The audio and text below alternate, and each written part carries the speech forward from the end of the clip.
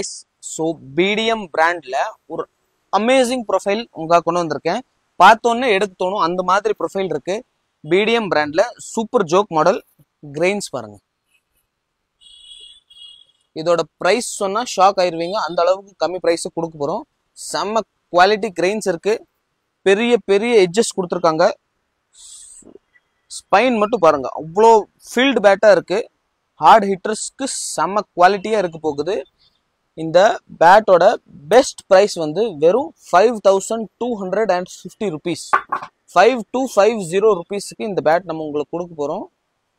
Ultimate பையா இருக்க போகுது. Miss பண்ணிடாதீங்க.